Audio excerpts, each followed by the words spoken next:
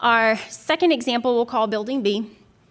Building B is an investment property and is made up of multiple suites. When this property was purchased, it also had tenants in place. Throughout due diligence, it was noticed that the previous management company had not been enforcing leases to their fullest effect. This had cost the owners significant amount of money that they didn't even realize they were missing out on.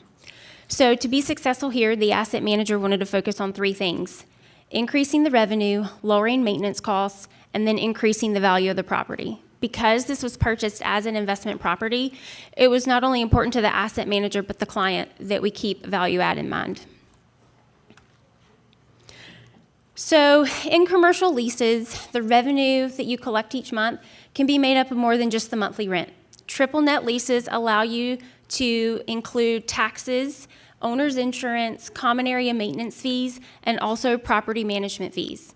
So if you didn't know that, the property management fees that you thought you'd have to pay can be passed on to your tenants if they're in a triple net lease. That professional oversight that sometimes is lacking is not even going to cost most owners.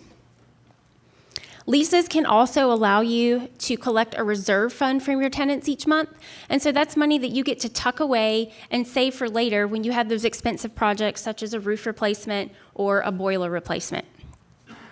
So the inherited tenants in Building B were all on triple net leases and paying monthly triple net fees.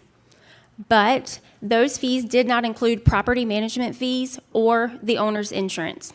It's estimated that the previous owner was losing about $10,000 per year because these were not included in the triple net fees. Tenants there were also not contributing to that owner's reserve fund. And like I mentioned before, triple net leases should also include taxes. In Building B's example, there are several costly mistakes that were made when trying to seek reimbursements from the tenants for the taxes. One tenant had not had a triple net adjustment since January of 2011.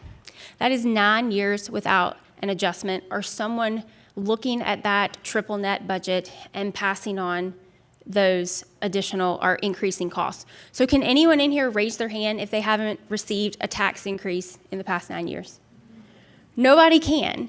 And this owner didn't even realize that his property management company was not recouping those costs for him. It was also discovered that a second tenant was not being made to pay their full amount of taxes due. Because this building was made up of condos, each condo comes with its own tax bill. This tenant was being allowed to pay a percentage of their tax bill and a percentage of another condo's tax bill. When you add those together, it did equal up to the correct amount of square feet that this tenant leased in the building, but it did not add up to 100% of the dollar value of that tax bill that was their responsibility. So, had the asset manager continued to collect taxes the incorrect way, they would have lost the new owner $1,300 this year alone.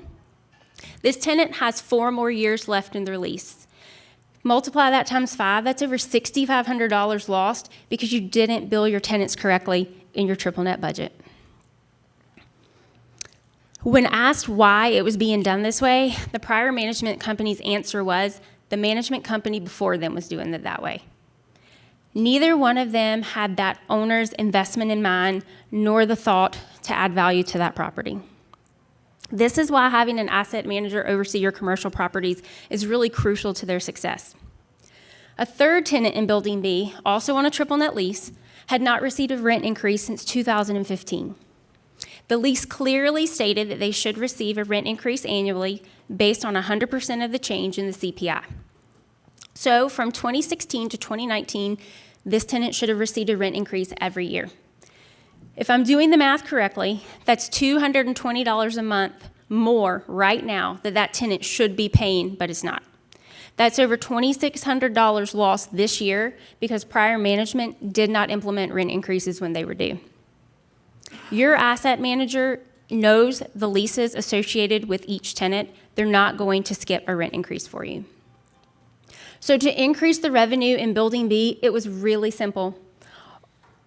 Implement rent increases where they were due, implement triple net increases where they were due, and make the tenants pay for 100% of the tax bill. These tenants were already there, their leases were already in place. All we had to do was read the leases and implement what was there the whole time. The second objective of this building was to lower maintenance costs. Building B is part of a larger condo association, and your typical manager is going to attend those association meetings, and they're going to take that budget and probably go back to the office and file it away. An asset manager is going to review the budget, they're going to review the contracts the association has with vendors, and they're going to make changes if needed. When reviewing these documents, it was noticed that there were some expenses that were significantly higher than similar buildings the asset manager was familiar with. If management companies have a large commercial portfolio, they're able to quickly identify these services that cost more compared to buildings of similar size. So in just a few weeks, the asset manager was able to provide the association with new janitorial bids, snow removal bids, landscape, and elevator maintenance. This asset manager did not have any part in management of the association, but recognized that by making these suggestions and changes, it was going to benefit their client as well. So now I want to spend a little bit of time just showing you how increasing revenue and decreasing expenses really does affect the value of your property. Because the purchase of Building B is for investments, this is always what the asset manager had in mind. So we'll just use round numbers to kind of make it easy. Let's say the building was purchased for $1 million. The net operating income is $50,000 with a cap rate of 5%. When the new asset manager determined that an additional $10,000 per year could be collected in triple net fees because of the insurance, property management fees, and reserve funds, this has now increased the NOI to $60,000, and the value of the property is now $1.2 million. By collecting taxes the proper way and implementing rent increases when they're due, you've now increased NOI to $63,945, and the value of the property has now increased to over $1,278,000. And when you start to decrease expenses, if we're able to save only $2,000 a year in expenses, which is such a small amount when you're considering spreading that out over 12 months, that increases NOI to $65,945, and the value of this property is now over $1.3 million.